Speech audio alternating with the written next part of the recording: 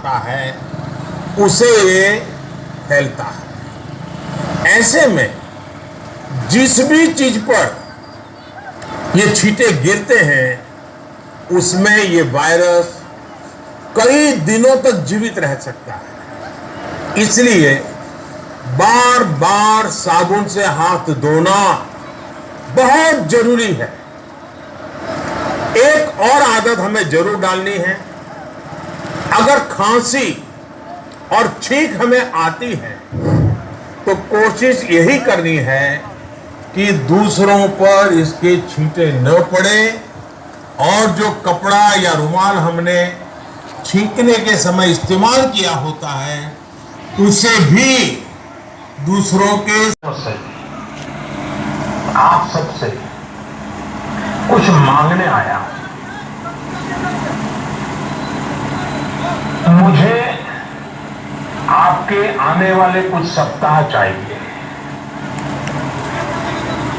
आपका आने वाला कुछ समय चाहिए। मेरे प्यारे देशवासियों, अभी तक विज्ञान कोरोना महामारी से बचने के लिए कोई निश्चित उपाय नहीं सुझा सका है और न ही इसकी कोई वैक्सीन बन पाई है। ऐसी स्थिति में हर किसी की चिंता बढ़नी बहुत स्वाभाविक है। दुनिया, जहां तक आपने कोरोना वायरस की बात की, आप बैठिए, मैं बताता हूं। अनुभव, आप भी बैठिए। अशोक जी, आप भी बैठिए। जहां तक आपने कोरोना वायरस की बात की तो ये सही है कि बहुत से लोग इसे लेकर बहुत चिंता में हैं।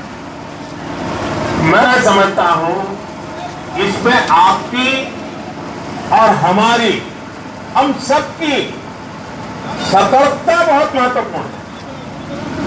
चाहे केंद्र सरकार हो या हमारी तमाम राज्य सरकारें हो या म्युनिसिपैलिटी हो, ग्राम पंचायत हो, सभी इस मामले को लेकर उचित इंतजाम और देखरेख में जुटे हुए हैं। हमारे पास कुशल डॉक्टर और मेडिकल स्टाफ भी है, संसाधन भी है और जागरूक आप जैसे अनेक नागरिक भी। हमें बस अपनी सावधानियों में कोई कमी नहीं आनी देनी चाहिए और यह भी समझ लेना चाहिए कि सावधानियां क्या है। बड़ी बड़ी बातें नहीं है जी। ये अलग अलग माध्यमों से आपको शायद पता भी चलता होगा, लेकिन हम सुनते हैं एक कान से दूसरे कान से निकाल देते हैं। मैं फिर से एक बार, जब आपने मुझे पूछा है तो मौका ले लेता हूं और आपके माध्यम से देश के सभी नागरिकों के लिए वो सारी बातें मैं दोहरा रहा हूं और मैं कहता हूं कि आप भी याद रखिए और हर स्कूल में, कॉलेज में, सब जगह पे बताइए। देखिए क्या करना है। एक तो हमें बिना जरूरत के कहीं इकट्ठा होने से बचना होगा और दूसरा, हमें बार बार जितना हो सके अपने हाथ धोते रहना चाहिए और बराबर सफाई करनी चाहिए अपने चेहरे को।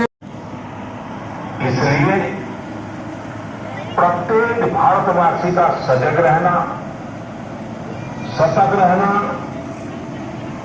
बहुत आवश्यक है। साथियों, आपसे मैंने जब भी जो भी मांगा है, मुझे कभी भी देशवासियों ने निराश नहीं किया है। ये आपके आशीर्वाद की ताकत है